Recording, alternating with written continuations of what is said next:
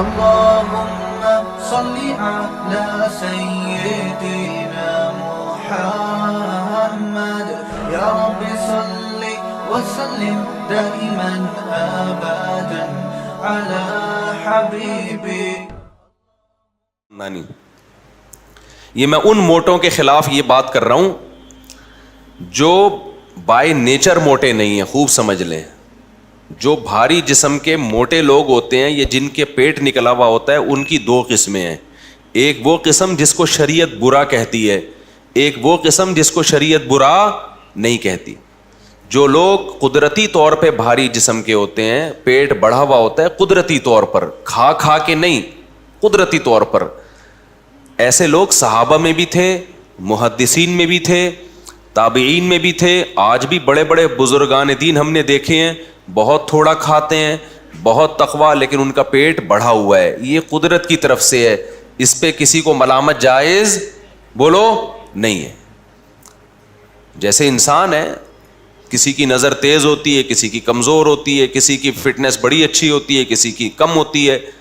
تو حدیث میں آتا ہے اللہ تعالیٰ تمہاری شکل کو, تمہارے جسم کو نہیں دیکھتے کہ موٹے ہو, پتلے ہو, دبلے ہو, کالے ہو, گورے ہو, یہ نہیں دے. ہم لوگ تو فٹنس دیکھتے ہیں سامنے والے کی, اللہ نہیں دیکھتے. اللہ کیا دیکھتے ہیں؟ اعمال اور تمہارا دل, دل میں کیا ہے اور ظاہری عمل کیسا ہے, اللہ اس کو دیکھتے ہیں. تو اس لیے میں جب یہ بات کرتا ہوں تو ایسا نہ ہو کوئی بھاری جسم کا ہو آپ کے دل میں اس کی برائی آ جائے. آج بھی میں ایسے علماء کو جانتا ہوں, بہت پرہیزگار ہیں, بڑے اللہ والے ہیں, بہت تھوڑا کھاتے ہیں, لیکن ان کا پیٹ بھی نکلا ہوا ہے, ان کی باڈی بھی بھری ہوئی ہے, قدرت کی طرف سے. یہ انگریزوں میں بھی ہوتے ہیں, ڈاکٹروں میں بھی ہوتے ہیں. ایک حکیم صاحب آئے 75-80 سال کے, 80 سال ان کی عمر ہوگی, چند سال پرانی بات ہے, اور کہنے لگے میں ایک شادی کرنا چاہتا ہوں, کوئی رشتہ ہو تو بتا دیں. میں نے کہا بھائی میں رشتے وشتے نہیں کراتا. قبلہ حکیم صاحب, اچھا ان کا پیٹ بھی نکلا ہوا, جسم بھی گول, لیکن ایج بہت اور فٹ فاٹ, چل پھر رہے ہیں اور زبردست بات چیت, لگتا تھا کہ جوان ہیں, اندر سے زرخیز ہیں. تو ایسے ہوتے ہیں, لیکن فٹنس کیا ہے؟ آڑی ترچھی ہے, وہ قدرت کی طرف سے ہے. ایسا نہیں کہ وہ خوراکیں پھوڑ رہے ہوں, بس قدرت کی طرف سے. اچھا بعض لوگ خوراکیں پھوڑ کے بھی فٹ رہتے ہیں, یہ بھی قدرت کی طرف سے. اوٹ پٹانگ کھا رہے ہوتے ہیں, فٹ فاٹ رہیں گے. لیکن ایک موٹا وہ ہوتا ہے کہ جس پر وعیدیں ہیں, جس پر کیا ہیں بولو, وعیدیں, بڑی شدید وعیدیں. نبی صلی اللہ علیہ وسلم نے ایک یہودی موٹے کو دیکھا جو ان کا عالم تھا. آپ نے فرمایا کیا تو نے تورات میں پڑھا نہیں ہے کہ اللہ کو موٹے پیٹ والے سے نفرت ہے؟ عالم بھی تھا اور ماشاءاللہ, سمجھ رہے ہیں بات کو, توند نکلی ہوئی تھی. وہ کھا کھا کے ہوا تھا, اور حرام کھا کھا کے. کیونکہ یہود کے بعض علماء یہ کرتے تھے, لوگوں سے ہدیے نذرانے لینے کے چکر میں ان کو شریعت تحریف کر کے بتاتے تھے. وہ باتیں بتاتے تھے جو لوگوں کے مطلب کی ہوں, جس پہ پبلک خوش ہو جائے. ان کثیرا من الاحبار والرہبان لیأکلون اموال الناس بالباطل. اے ایمان والو, یہودیوں میں, عیسائیوں میں بہت سے علماء ایسے ہیں, سارے اس وقت بھی خراب نہیں ہوئے تھے, بہت سے علماء ایسے ہیں جو ناحق طریقے سے لوگوں کا مال کھاتے ہیں, رشوتیں لیتے ہیں ان سے, غلط غلط مسئلے بتا کے پبلک کو خوش کرنے کے لیے. آج طلاقیں دے دو, آپ کو اپنی مرضی کا فتویٰ مل جائے گا, کچھ بھی کر لو, ہر جگہ آپ کو اپنی مرضی کا فتویٰ مل جائے گا. اور گورنمنٹ میں ہمیشہ ایسے کچھ لوگ سرکاری سطح پہ ہوتے ہیں جس سے گورنمنٹ اپنی مرضی کا اسلام پاس کرواتی رہتی. ایوب خان کے دور میں جب آئلی قوانین بننے تھے, انگریز کے دور میں اسلامی قوانین جو آئلی خاندانی قوانین ہیں وہ ٹھیک تھے, لیکن جناب ایوب خان نے کیا کیا, ان کو چینج کر کے سارا بیڑا ہی غرق کر دیا, نکاح طلاق کے حکام کا بیڑا غرق کر دیا. یہاں علماء نے احتجاج کیا, یہ تو قرآن و سنت کے خلاف ہیں. تو مصر سے ایک مولوی صاحب امپورٹ کیے ایوب خان نے, وہ جو بڑے لبرل قسم کے تھے, غامدی ٹائپ کے مولانا تھے, وہ مصر سے امپورٹ ہوئے, لے کے ٹھپا لگوا کے بیڑا, بول لو نا یار, آئلی قوانین کا بیڑا غرق کر دیا, طلاق کے حکام, عدت کے حکام ایسی کی تیسی کر دی, لیکن وہ مارکیٹ میں چلے نہیں, پبلک مانتی اب بھی نہیں ہے اس کو. پھر جنرل مشرف کا دور آیا. اب یہ جو خلا ہے اس میں بھی میں کئی بار بتا چکا ہوں, اس کی ایک شریعت میں ایک پروسیس ہے. طلاق کا حق اللہ نے مرد کو دیا اختیار, عورت کو نہیں دیا. چند صورتوں میں جج کو دیا ہے, لیکن وہ سارا جنرل مشرف نے کیا کیا, بیڑا غرق کر دیا. مکمل عورت کو طلاق کا اختیار دے دیا گیا ہے. جب بھی جائے خلا لے, پتلی گلی. ایک چھوٹا سا واقعہ بتا دوں ہو کیا رہا ہے سوسائٹی میں, پھر میں آگے اپنے ٹاپک کی طرف آؤں گا. جنرل مشرف صاحب نے جو حرکت کی کہ مکمل جب بھی عورت کورٹ میں جائے گی نا, جب چاہے گی جج پابند ہے اس کو خلا کی ڈگری دینے پر. اس کے اب سائڈ افیکٹ کیا ہونا شروع ہو گئے. ایک کیس آیا چند دن پہلے, ایک آدمی کی شادی ہوئی, بچہ ہوا, بیگم سے بڑی محبت تھی, 2-3 کروڑ کی جائیداد بیگم کے نام کر دی. لوگ کر رہے ہوتے ہیں کہ یار میرا تو جینا مرنا تمہارے ساتھ ہے, اچھے لوگ کر دیتے ہیں یہ کام, ہم ہنسی خوشی زندگی گزاریں گے, یہ کیا میری پراپرٹی تمہاری, یہ کیا ہوتا ہے بس تمہارے نام سے لے لی. آج بھی بہت لوگ کرتے ہیں. بیگم صاحبہ کے پاس جب اتنی ساری پراپرٹی آ گئی, بچہ بھی ہو گیا, بیگم صاحبہ گئی کورٹ, خلا کی ڈگری لے کے پتلی گلی سے. کورٹ کہتی ہے مہر واپس کر دو. مہر 25,000 چل رہا ہے مارکیٹ میں. مہر کیا چل رہا ہے 25,000. 1 سال پہلے نکاح پڑھاتا تھا اس کو بھی 25,000 تھا, اب بھی کیا ہے 25,000 میں 2 گٹکے نہیں آتے میرے بھائی, لیکن وہ چل رہا ہے 25,000 روپے. 2-4 گٹکے کی قیمت آپ سمجھ لو. ابھی تو میں مہمانوں کو چائے پلاتا ہوں نا, تو جو بل بن کے آ رہا ہے مجھے لگ رہا ہے اپنی اتنی مہنگی چائے ہو گئی ہے, پلانا چھوڑیں گے نہیں انشاءاللہ, آپ کوئی غم نہ کریں. لیکن اس نے جب بل بنایا نا ہمارے گارڈ نے کہ یار یہ, میں نے کہا یہ کیا میں نے کیا منگوایا ہے, کیا میں نے ولیمہ کیا ہے کیا نہیں, یہ چائے 150 روپے کا کپ چائے کا یار. حالانکہ پہلے کپ ٹوٹل 150 روپے کا آتا تھا, اب اس میں صرف چائے 150 کی آ رہی ہے. تو خیر باتیں ادھر ادھر بہت ہونے لگتی ہیں. تو انہوں نے کیا کیا, اپنی بیگم کو 1.5-2 کروڑ اور یہ سب ماشاءاللہ, بیگم صاحبہ نے تھوڑے دن میں کہیں سیٹنگ, یا ویسے ہی سیٹنگ نہیں بھی ہوئی ہوگی, کھلا لیا, وہ 1.5 کروڑ بھی گئے کیونکہ پلاٹ تو اس کے نام ہے. اور الٹا بچے کا نان نفقہ خرچہ بندوا دیا 18 سال کی عمر تک. اب کون مکھنچو دے گا یہ خرچہ, یہ شوہر دے گا. کیا بولوں اس بیچارے کو میں, جبکہ تربیت اس بچے کی ماں کی مرضی سے ہوگی. سمجھ میں آ رہی ہے بات, تربیت کس کی مرضی سے ہوگی, ماں کی مرضی سے ہوگی. خرچہ یہ دے گا, کنٹرول کس کا ہوگا, ماں کا ہوگا. اور ماں اگر کہیں اور شادی کر لیتی ہے, قانون میں لکھا ہوا تو ہے کہ باپ کو مل جائے گا, ملتا پریکٹیکلی نہیں ملتا.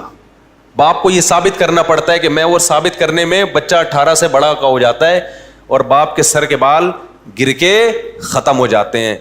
پراپرٹی بھی گئی, بیگم بھی گئی, بچہ بھی مارکیٹ سے شارٹ, اور خرچہ بھی یہ کم بخت دے گا. نہیں دے گا جیل ہو جائے گی اس کو, نہیں دے گا تو کیا ہوگا. کئی لوگ جیل میں پڑے ہوئے ہیں اس چکر میں, اور دانت پیس رہے ہیں وہاں بیٹھ کے. حکومت خود لوگوں کو ڈپریشن کا مریض بنا رہی ہے, اور یہ نہ روکا نا, میں آپ کو بتا رہا ہوں کہ قتل و غارت شروع ہو جائے گا ملک کے اندر. اللہ نہ کرے ایسا ہو, لیکن ہو جائے گا. میرے پاس کتنے کیس آئے, مرد کہہ رہا ہے میں جیل سے نکلا, میں اس کو اپنی بیوی کو قتل کروں گا, میں نے روکا اس کو, یہ جائز نہیں ہے تمہارے لیے. لوگ کہہ رہا ہے میں جان سے ماروں گا اس کو. تو مشرف صاحب نے کر دیا کام, نہ علماء سے پوچھا, نہ کیوں ضرورت نہیں ہے نا, کوئی 2-3 مولوی اپنی مرضی کے مل گئے ہوں گے, ٹپے شپے لگوا دیے ہوں گے, چلو جی اسلامی حساب سے کر دیا ہم نے. اس کے خلاف احتجاج کرو, ٹویٹر پہ احتجاج کرو, فیس بک پہ احتجاج. یہ تمہارا خاندانی نظام کی ایسی کی تیسی, اس کا رزلٹ عورت کے حق میں خطرناک نکلے گا. کیسے خطرناک نکلے گا, جب مرد کو پتا چلے گا نا کہ یار میں اگر اپنی بیگم, ابھی مرد کو پتا یہ میری ہے, میری مرضی کے بغیر جا نہیں سکتی. مرد جان نچھاور کرتا ہے, بھائی بیگم یہ سب تمہارا ہے. مرنے سے پہلے بیوی کے لیے گھر کا انتظام کر رہے ہوتے ہیں. لیکن جب مرد کو پتا چل گیا نا کہ طلاق کا حق اس کے پاس بھی ہے, وہ ہاتھ کھینچ لے گا اپنا. وہ کہے گا اس کو ٹیشو پیپر کی طرح استعمال کرو بھائی, کوئی بھروسہ نہیں ہے کل اس کی نیت چینج ہو جائے. ٹائم پاس کرو, انٹرٹینمنٹ کے لیے بہت اچھی چیز مل گئی. ٹائم پاس کرو, زیادہ فری کرانے کی ضرورت. یہ ہوگا کل جب واقعات آئیں گے نا, یار اس نے پراپرٹی دے دی تھی, اس کی بیگم نے خلا لے لیا. مجھے پتا ہے ساری عورتیں ایسا نہیں کرتی, لیکن کچھ تو کریں گی نا. اور آپ کو کیا پتا چلے گا کہ میری والی کرے گی کہ نہیں کرے گی؟ نیتیں بدلتے دیر تھوڑی لگتی ہے. تو نتیجہ کیا, آدمی ریزرو رہے گا. بھائی شادی ہو گئی ہے, ٹائم پاس, جیسے گرل فرینڈ کے ساتھ کیا ہوتا ہے, ٹائم پاس. پراپرٹیاں تھوڑی نام کرائی جاتی ہیں گرل فرینڈ کے, ایک آدھ چائے وائے کا کپ پلا دیا جاتا ہے. اب تو چائے اتنی مہنگی ہو گئی, اب گرل فرینڈ کو کوئی چائے پلانے کے لیے بھی تیار نہیں ہے. حقیقت ہے. اب گرل فرینڈ بولو چائے, آدھی چائے تو پیسے دے گی, آدھی یا تو تیرا باپ دے گا یا تو دے گی. تو مہنگائی اتنی بڑھ رہی ہے. تو اس کا نقصان ہوگا عورت کو. مرد شادیاں کرنا چھوڑیں گے, کریں گے تو وہ وفائیں بیگم کے ساتھ نہیں کریں گے. یہ جو اسلام نے مرد کو ڈیورس کا حق دے دیا نا, یہ بہت بڑا احسان عورت پہ کیا ہے. مرد کو احساس ہے یار جیسی یہ ہے کس کی, میری, یہ میرے ہونے نے بہت زیادہ حقوق دلوا دیتے ہیں. خواتین مثالیں دیتی ہیں, وہ فلاں عورت پہ بھی اتنا بڑا ظلم ہو گیا, فلاں پہ ظلم ہو گیا. اس کا بھائی وہ چند پہ ہوتا ہے, 100% تو دنیا میں کوئی بھی ٹھیک نہیں ہوتا. لیکن اس کا ایسا طریقہ اختیار کرنا کہ مرد وفا کرنا ہی چھوڑ دیں, اس سے تو سارا سسٹم کیا ہو جائے گا, تباہ. اور جب سارا سسٹم تباہ ہوگا پھر ہوگا کیا, جب مرد شادی کرنا چھوڑیں گے کہ یار وفا کرنا چھوڑیں گے, تو ادھر ادھر پھر عورتوں میں دل بہلائے گا آدمی. اور پھر بالآخر خاندانی نظام ایسے ہی تباہ ہوگا جیسے یورپ کا تباہ ہو گیا. اور اس کا سارا فائدہ کتے اٹھائیں گے. کیسے اٹھائیں گے؟ پھر میں بھی بڑھاپے میں کتے پالوں گا, آپ بھی بڑھاپے میں بولو نا کتے, کیونکہ بیگم تو چلی گئی خلا لے کے, بچے ہو نہیں رہے, تو تنہائی, وفا مارکیٹ سے کیا شارٹ. تو چند بڈھے بڈھی بچیں گے. جیسے انگریزوں میں بھی پارکوں میں کچھ بڈھا بڈھی بیٹھے ہوئے ہوتے ہیں جنہوں نے وفا کی ہوتی ہے. وفا بھی انہوں نے 50 سال کے بعد شروع کی ہوتی ہے, ذہن میں رکھنا. 50 سال تک ادھر ادھر منہ مارتے رہے ہوتے ہیں, 50 سال 55 سال کے بعد چلو یار ہم میوچل انڈرسٹینڈنگ سے کیا کر لیتے ہیں, شادی. پھر ان کی شادی کے بعد بھی عجیب سے ہی حساب کتاب ہے. اب وہ کیا بتاؤں یار, میں آج کل انگریزوں نے بھی بیان سننا بعض لوگوں نے شروع کر دیا, تو میں زیادہ نہیں ان کو وہ بتاتا. بہرحال پھر کچھ بڈھا بڈھی پارکوں میں نظر آئیں گے آپ کو.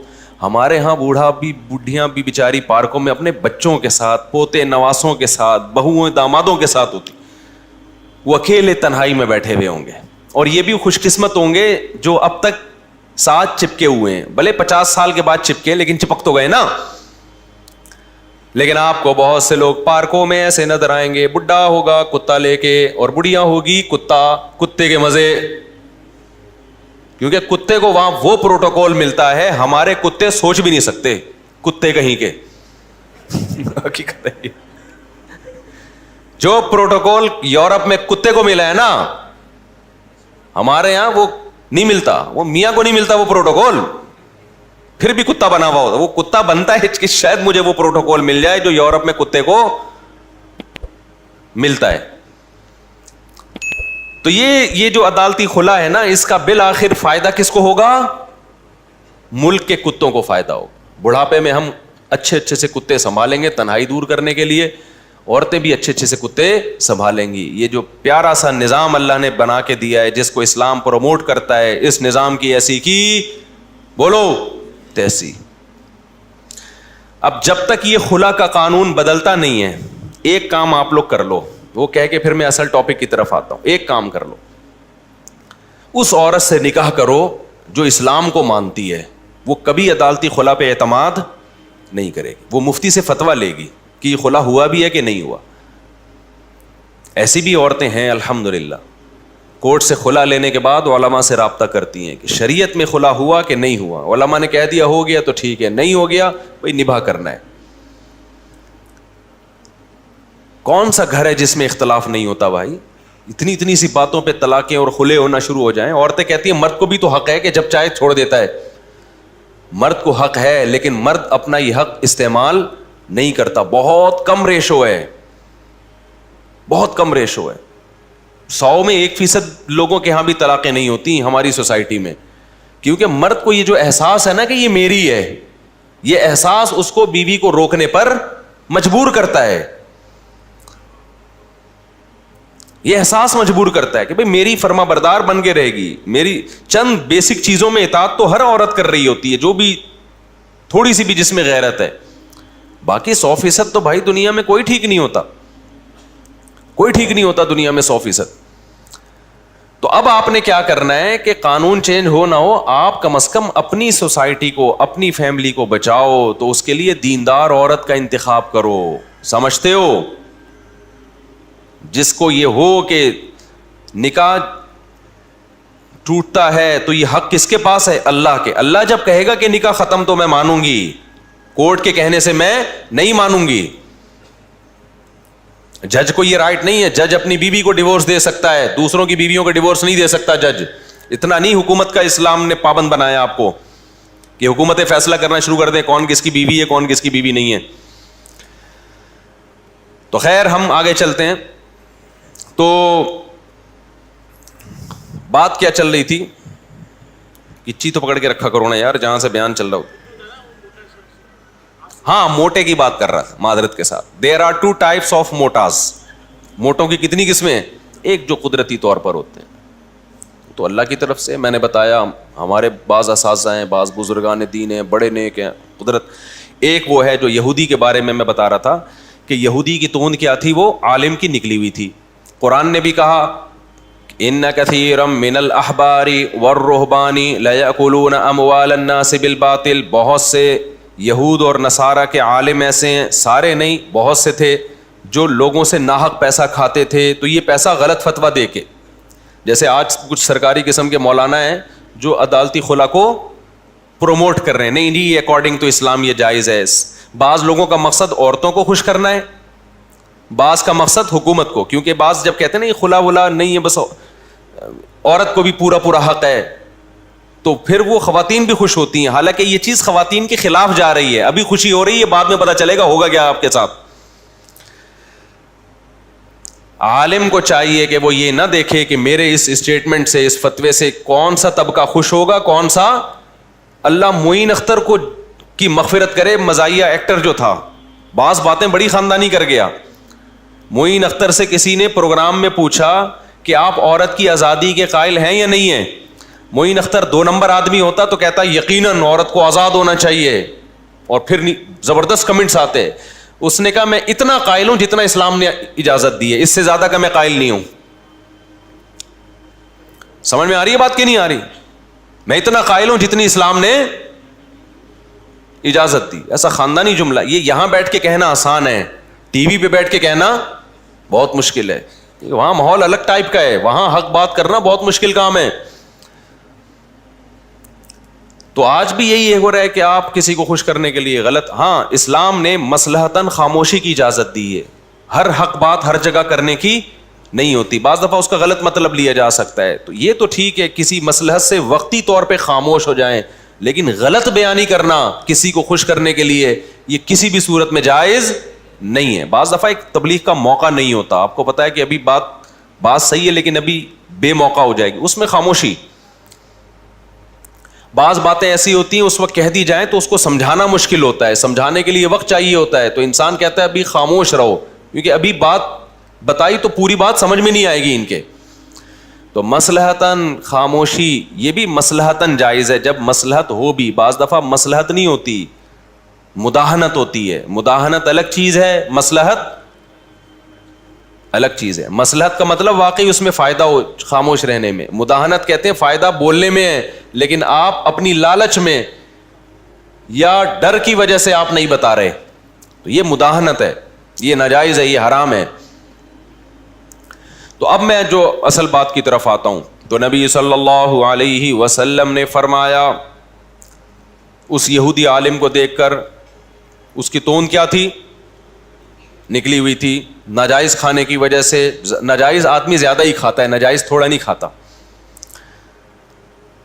تو ایک پیٹ وہ ہے جو قدرتی طور پر ہے, اور ایک وہ ہے جو کھا کے نکلا ہو. ایک نے پوسٹ بڑی اچھی چلائی جس کا میں تذکرہ کر رہا تھا کہ ہم یہ تو دیکھتے ہیں کہ داڑھی کا سائز سنت کے مطابق کیا ہونا چاہیے, یہ بھی دیکھنا چاہیے کہ پیٹ کا سائز سنت کے مطابق, بولو کیا خوب سمجھ لو, جیسے داڑھی کا ایک سائز ہے نا, اسلام میں پیٹ کا بھی کیا ہے سائز ہے. اس سائز سے آپ اس پیٹ کو بڑھا, یہودی نے بڑھا لیا تھا نا, ہمارے نبی کے پاس کچھ لوگ آئے، کسرا کے ایلچی، ان کے چہرے پہ داڑیاں نہیں تھیں، آپ نے نفرت سے اپنے چہرے کو پھیر لیا اور کہا تم تباہ ہو جاؤ، تمہیں ایسی صورت بنانے کا کس نے حکم دیا؟ داڑھی نہیں تھی نا. اور یہ جو یہودی عالم تھا اس کا پیٹ کیا تھا؟ کھا کھا کے، یہ ذہن میں رکھو، کھا کے پیٹ نکلا ہوا تھا. تو آپ نے اس کو بھی برے القاب سے یاد کیا، اس کو بھی تنبیہ کیا آپ صلی اللہ علیہ وسلم. تو صرف داڑھی میں یہ نہیں دیکھنا کہ سنت کے مطابق ہے یا نہیں ہے، پیٹ میں بھی یہ دیکھنا ہے کہ سنت کے مطابق ہے یا نہیں ہے. صحیح ہے بخاری کی حدیث، نبی صلی اللہ علیہ وسلم نے فرمایا کہ سب سے بہتر زمانہ میرا زمانہ، پھر وہ جو اس کے بعد پھر برائی پھیلنا شروع ہو جائے گی. یعنی صحابہ، تابعین، تبع تابعین، یہ سب سے بہترین زمانہ ہے. اس کے بعد برائی پھیلنا شروع ہو جائے گی. پھر کیا ہوگا؟ اس برائی میں جھوٹ پھیلے گا، اور کیا؟ یکثر السمن، موٹاپا پھیلے گا. یعنی موٹاپے کو بھی آپ نے کس میں شمار کیا ہے؟ بولو نا یار، برائی میں. کیوں؟ دنیا کی ہوس بڑھے گی، کھانے کا شوق بڑھے گا. ضرورت 4 کھجوروں سے پوری ہو رہی ہے، کھا پورے ڈبے رائے. شادیوں میں دیکھو نا آپ، شادیوں میں جو حالت ہوتی ہے، کھانا جب کھلتا ہے نا، جیسے ریسلنگ کا مقابلہ نہیں ہوتا، مقابلہ جو ہم نے منظر دیکھا ہے، آپ کے علاوہ کی بات کر رہا ہوں، آپ لوگ نہیں ایسے ہوتے ہوگے، ایسے منظر ہوتا ہے جیسے ابھی ایک وہ یوٹیوب پہ ویڈیو بھی آئی تھی، تمبو گر گیا، دیگیں الٹ گئیں. عزت دار آدمی کیا کرے گا؟ بھائی عزت کے ساتھ کھاؤ، بیٹھا رہے گا، کہے گا جب رش کم ہوگا تو میں اٹھ کے چلا جاؤں گا. لیکن کون برداشت کرے گا؟ اس میں 2 خطرے ہوتے ہیں رش کم ہونے میں. پتہ نہیں ختم نہ ہو جائے، ایک خطرہ یہ، ختم ہو گیا تو کیا کریں گے. دوسرا خطرہ یہ ہوتا ہے کہ بوٹیاں مارکیٹ سے شارٹ. تیسرا، چلو اگر بوٹیاں شارٹ نہیں بھی ہوئیں تو اچھی بوٹیاں شارٹ ہو جائیں گی مارکیٹ سے، میرے حصے میں خراب مال آئے گا. تو یہ خطرات ہوتے ہیں. تو عزت دار آدمی کیا کہتا ہے؟ بھائی عزت کے ساتھ دھونے والے بغیر بوٹیوں کے، ٹھیک ہے نا، وہ بے عزتی کے دسنے والوں سے بہتر. پھر ایک اور گڑبڑ کیا ہوتی ہے؟ یہ سب ہوس ہے، ہوس. پھر ایک اور گڑبڑ کیا ہوتی ہے؟ جو پہلے بھاگ کے کامیاب ہو گیا نا بریانی تک پہنچنے میں، سب کو دھکیل کے پہنچ گیا، وہ جیت گیا میچ، وہ اس کو پتا ہے کہ میں اتنا نہیں کھا سکتا، لیکن پلیٹ میں بھر کے نکالے گا اور ساری بوٹیاں اونڈیل لے گا اس کے اوپر. کیوں؟ اس کو یہ خطرہ ہے کہ اگر میں نے تھوڑا نکالا تو ہو سکتا ہے اگلے چکر میں کچھ نہ ملے. جبکہ آج تک ایسا کبھی ہوا نہیں ہے اس کے ساتھ، تجربے بتا رہے ہیں کہ ایسا ہوا نہیں ہے، لیکن پھر بھی ڈر ہوگا، ایک لاشعور میں خوف، کیسا نہ ہو کہ ختم ہو جائے. اور بوٹیاں بھی بھر لے گا اتنی نا، کیسا نہ ہو اگلے چکر میں گوشت ہی نہ ملے. بھائی یہ بہت بری حرکت ہے، کائنڈلی یہ انسانوں پہ سوٹ نہیں کرتے. آرام سے بیٹھے رہو. جہاں اتنی دیر بھوک، دیکھو اسلام اگر کوئی حکم دیتا ہے نا، اس میں صحت کا کبھی نقصان نہیں ہوتا. اسلام میں کھانا سنت ہے یا بھوکا رہنا سنت ہے؟ مجھے یہ بتا دو. کوئی ایک حدیث بتاؤ جس میں نبی نے فرمایا جو پیٹ بھر کے خوب رج کے کھاتا ہے وہ جنت الفردوس میں بغیر حساب کتاب کے جائے گا. کوئی ایک حدیث ہے ایسی؟ بھوکا رہنے کے فضائل ہیں. نبی نے فرمایا میں چاہتا ہوں ایک وقت کھانے کو ملے تو اللہ کا شکر ادا کروں، ایک وقت بھوکا رہوں تو صبر کا ثواب لوں. صابرین اور شاکرین دونوں جنت میں جائیں گے نا. تو کبھی صبر، کبھی کیا ہے، شکر. ہمارے نبی کے ساتھ تو ایسے ہی ہوتا تھا، کبھی بھوک سے ہیں. اچھا ڈاکٹروں نے بہت ڈرا دیا ہے بھوکا رہنے سے، ایکچولی آپ کے نا یہ کم ہوتا ہے، یہ والے ٹوپی ڈرامہ ہے، کچھ بھی کم نہیں ہوتا بھوکا رہنے سے. کھانا بہت ضروری ہے، ایکچولی یہ ٹوپی ڈرامہ. صحابہ ایسے حالات بھی آئے ہیں صحابہ پر کہ 24 گھنٹے میں ایک کھجور. جنگیں لڑی ہیں، روم اور فارس کی سلطنتوں کو الٹا دیا انہوں نے. ہر وقت کچھ نہ کچھ ایکچولی پیٹ میں ہونا. ہم بچپن میں ڈاکٹروں سے بہت سنتے تھے تھوڑا تھوڑا کھائیں, پیٹ خالی نہیں رہنا چاہیے, خالی نہیں بھائی. کچھ السر کا مریض ہوگا تو پیٹ خالی ہونے سے نقصان ہوتا ہے, نارمل آدمی کا پیٹ خالی ہونے سے کوئی نقصان بولو نہیں ہو, کچھ بھی نہیں ہوتا, نہ مرے گا نہ کمزور ہوگا. جب آپ کھائیں گے نا وہ ریکوری خود بخود ہو جاتی ہے. ہاں پیٹ خالی رہنے سے جب نقصان ہوتا ہے جب قیامت تک خالی رہے کبھی کچھ جائے نہیں اس میں, پھر تو مرے گا ظاہر ہے, خوراک تو چاہیے. لیکن ایسا نہیں ہے جیسا بتایا جا رہا ہے.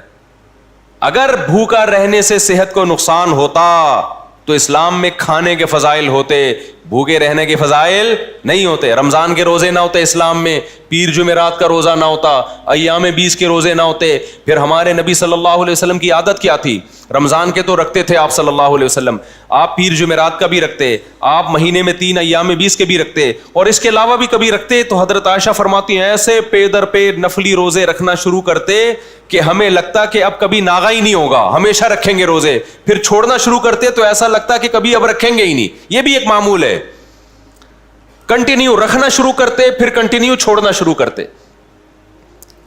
کھانے کا کہیں بھی یہاں تذکرہ کہیں ہے کہ کھانا شروع کرتے تو کھاتے ہی کھاتے ہی, ایسا کہیں بھی نہیں ہے. جتنے پیغمبروں نے کھایا ہے نا شدید بھوک میں کھایا ہے. حضرت موسیٰ علیہ السلام اور خضر علیہ السلام کا واقعہ قرآن میں, اللہ نے حضرت موسیٰ کو خضر علیہ السلام کے پاس بھیجا. حضرت موسیٰ اپنے خادم کو لے کے سفر پہ گئے ہیں, بہت لمبا سفر. تو قرآن کے الفاظ آتینا غداءنا لقد لقینا من سفرنا ھذا نصبا.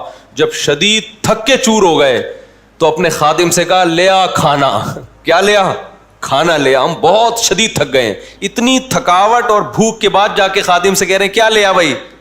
کھانا لیا. تو خادم نے کہا کہ جو مچھلی آپ نے کھانے کے لیے رکھی تھی, اللہ میں نے کہا تھا کہ ایک علامت بتائی تھی نا کہ جس جگہ وہ مچھلی زندہ ہو کے پانی میں چلی جائے تو وہی جگہ ہے خضر علیہ السلام کی, تو وہ تو پیچھے ہے, میں تو بھول ہی گیا تھا. پھر واپس چلے ہیں اسی بھوک کی حالت میں. تو حضرت موسیٰ کو کوئی نقصان ہوا؟ اتنے زبردست پاورفل پیغمبر تھے موسیٰ علیہ السلام. ہمارے نبی نے کتنی بھوک برداشت کی, صحابہ نے کتنی بھوک برداشت کی, پھر بھی کتنی شادیاں کی ہیں؟ 4 شادیاں. آج صبح و شام پراٹھے بھی پھوڑ رہا ہے, نہاریاں بھی پھوڑ رہا ہے, حلوے مانڈے بھی کھا رہا ہے, مٹھائی کے پورے ڈبے کھا رہا ہے. لیکن جب ٹیسٹ کرواتا ہے نا تو کبھی آئرن کی کمی آ رہی ہے, کبھی جناب وہ اس کی سلفر, وہ اس کی وہ کیا ہے یار, بہرحال بہت ساری چیزوں کی کمی آ رہی ہے. پورا صحیح پاکستان میں کوئی بھی بولو, کیلشیم کی کمی آ رہی ہے, مختلف قسم کے وائٹامنس کی کمی آ رہی ہے. ڈاکٹر پھر کھلوا رہے ہوتے ہیں کہ یہ کھائیں آپ, یہ کھائیں, وہ بھی کہہ رہے ہیں کھائیں, مزید کیا کریں. وہ ایک آدمی حکیم کے پاس گیا, حکیم سے کہنے لگا بدہضمی ہو رہی ہے, بہت کھا لیا. حکیم نے کہا یہ 2 گولی کھا لے ہاضمے کی. اس نے کہا اس کی جگہ ہوتی تو اور نہ کھا لیتا میں اسی وجہ سے تو بدہضمی ہو رہی ہے کہ جگہ نہیں چھوڑی. تو بھوکا رہنے سے میرے بھائی کوئی نقصان نہیں ہوتا, رہ کے دیکھو. تو اچھا یہ بات ذہن میں رکھو, جب بھوکا رہو نا بہت زیادہ اور کم کھانا کرو تو پھر کھانے کا معیار بڑھانا پڑے گا آپ کو. ایسا نہ ہو کھانا بھی کم کر دو اور کھا بھی وہی رو جو کھا رہے ہو ابھی, تو پھر مارکیٹ سے کیا ہو جاؤ گے, شارٹ ہو جاؤ. صحابہ کم کھاتے تھے لیکن اچھا کھاتے تھے, پراٹھے میری طرح نہیں کھاتے تھے. سمجھ رہے ہو کہ نہیں سمجھ رہے؟ اب تو ہم نے بھی فی الحال چھوڑے ہوئے رمضان میں. تو یہ ذہن میں رکھنا کہ کسی سنت کو آدھا فالو کریں تو پھر فائدہ نہیں ہوتا. آپ نے 4 شادیاں کر لی سنت کی نیت سے, عدل کا جو حکم تھا وہ والی سنت آپ کو یاد نہیں رہی تو بیڑا غرق ہو جائے گا نا. آپ نے جلدی شادی پر بیان سن لیا, یہ والا نہیں سنا کہ اپنے خرچے پہ کرنی ہے, ابا کے خرچے پہ نہیں, تو نقصان ہوگا نا, ابا کو ٹینشن دے گا جا کے. تو آدھا بیان سنتے ہیں آدھا رہ جاتا ہے. جس دن 4 شادیوں پہ بیان ہوتا ہے اس دن آئے ہوئے تھے, جس دن حقوق پر بیان ہوا اس دن مارکیٹ سے آپ کیا تھے, شارٹ تھے, تو بیڑا غرق ہو جائے گا پھر. تو جس دن بیان ہوا کہ بالغ ہوتے ہی شادی کرو اس میں تو آپ آئے ہوئے تھے, اگلے ہفتے یہ بیان تھا کہ اپنے خرچے پہ کرو, اس میں آپ نہیں تھے, تو ابا کا خون پی رہے ہو جا کے. تو اسی طرح یاد رکھو کہ یہ جو اسلام میں بھوکا رہنے کی فضیلت ہے, پھوڑنا پھاڑنے کو پسند نہیں کیا گیا. روزے رکھو. حضرت داؤد علیہ السلام کا روزہ دیکھو, حدیث میں آتا ہے بہترین روزہ داؤد علیہ السلام کا تھا, ایک دن روزہ ایک دن ناغا. ساری زندگی داؤد علیہ السلام نے یہ کیا ہے.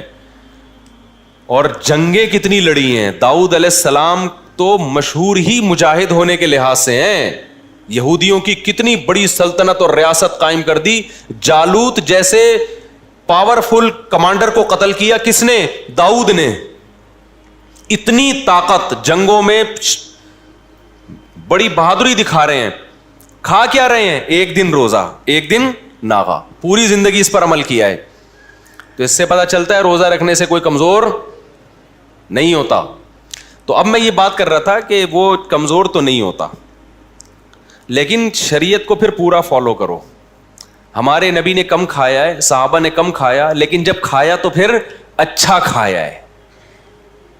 آپ نے پتہ چلا کم بھی کھانا شروع کر دیا اور کھا یہی بریانیاں ہی پھوڑ رہے ہو, آئل کوکنگ آئل جو آپ کھا رہے ہو, اور لڈو کھا رہے ہو, رسگلے پھوڑ رہے ہو, تو پھر آپ مارکیٹ سے بہت جلد کیا ہونے والے ہو؟ شارٹ ہونے والے. تو جب آپ کم کھاؤ گے تو پھر کھاؤ گے کیا؟ میں بتا دوں آپ کو, کیونکہ اپنے خرچے پہ کھانا ہے, میرے خرچے پہ تھوڑی کھانا ہے آپ نے. ایسا نہ ہو آپ مجھ سے آ جاؤ کہ آپ نے مشورہ دیا تھا تو پیسے دے. کھانا آپ نے اپنے خرچے پہ ہی ہے. تو پھر زیتون کھاؤ. قرآن میں کس کی تعریف ہے؟ زیتون کی. انار کھاؤ. نبی نے فرمایا ہر انار میں ایک دانہ ایسا ہوتا ہے جو جنت کا ہے. کیا مطلب؟ ترغیب دی جا رہی ہے پورا انار کھاؤ, چھوڑو نہیں. ہو سکتا ہے وہ دانہ جنت سے آیا ہو, برکت ہے اس میں. اور انجیر کی قرآن نے تعریف کی ہے, والتین والزیتون, زیتون کی قسم, انجیر کی قسم. زیتون کبھی پکا کے نہیں کھانا ہے, سمجھ آ رہی بات, کچا کھانا ہے. اور میرے بھائی نبی نے اونٹ کا گوشت کھایا ہے, نبی نے بکرے کا شانہ کھایا ہے, جو بکرے کا گوشت آپ کو بہت پسند تھا, جو دستی کا گوشت جسے کہا جاتا ہے, آگے والا حصہ جو ہوتا ہے نا, اس کا گوشت آپ صلی اللہ علیہ وسلم کو بہت زیادہ پسند تھا. باب ما جاء فی انحش اللحم نحشا, ترمذی میں حدیث ہے اس بارے میں, باپ کے گوشت کو دانتوں سے نوچ کے کھاؤ. کیونکہ ہمارے نبی کیا کر رہے تھے, کبھی آپ نے چھری سے بھی کاٹ کے کھایا اور کبھی آپ نے ڈائریکٹ دانت سے بھی. تو صحابہ نے اس کو بھی بیان کیا اور محدثین نے باب باندھ دیا. سمجھتے ہو کہ نہیں سمجھتے؟ تو یہ چیزیں ہمارے پیغمبر نے کھائی ہیں. جو کی روٹی کھائی ہے, ہم بغیر چھنا سفید آٹا پھوڑتے ہیں, کھاتے باتے تو ہیں ہی نہیں نا. کیا کرتے ہیں ہم؟ ایک تو گندم, اوپر سے وہ بھی سفید آٹے والی. پھر کہتے ہیں پیٹ میں پتہ نہیں مسئلے ہی حل نہیں ہو رہے پیٹ کے ہمارے, وضو ہی نہیں ٹھہرتا. مفتی صاحب نماز کیسے پڑھوں میں؟ تو وضو تمہارا ٹھہرے گا کہاں سے؟ کہتے ہیں کہ ہمارا وضو ٹھہرتا ہی نہیں. جب بہت زیادہ کوئی تنگ کرتا ہے تو میں کہتا ہوں ایک ہی آپشن رہ گیا, یا تو اپنے پیٹ کا علاج کرا لے بھائی, یا پھر یہ کر لیں. اچھا وہ کیا تھا, میں بات کیا کر رہا تھا یار؟ ہاں, تو میں یہ کر رہا تھا کہ جو پیٹ کا سائز ہے نا وہ بھی سنت کے مطابق ہونا چاہیے. پھر بار بار کہوں کسی کا پیٹ نکلا ہوا ہے تو بدگمان مت ہو. کراچی میں ویسے بھی پانی ایسا ہے کہ پیٹ نکلتے ہیں لوگوں کے, چاہے جتنی بھی اچھی صحت ہو. تو بدگمان ہونے کی اجازت نہیں ہے. اپنے بارے میں بدگمان ہو کہ میرا پیٹ کیوں نکلا ہوا ہے, بس اپنے بارے میں. دوسرے کے بارے میں سوچنا حرام ہے, ناجائز ہے. شریعت نے کہا ہے کہ بدگمانی مت کرو. آپ سوچو بھائی اس کا مسئلہ ہے, آپ اپنے پیٹ کے بارے میں کہ میں کوئی ایسا تو نہیں کر رہا کہ صبح شام پھوڑتا پھاڑتا رہتا ہوں جس کی وجہ سے آج میں یہاں آ گیا ہوں. اچھا بھائی, تو میں یس کر رہا تھا کہ جو پتلا ہوتا ہے نا وہ مشکل ذرا نکل لیتا ہے. تو میں یہ عرض کر رہا تھا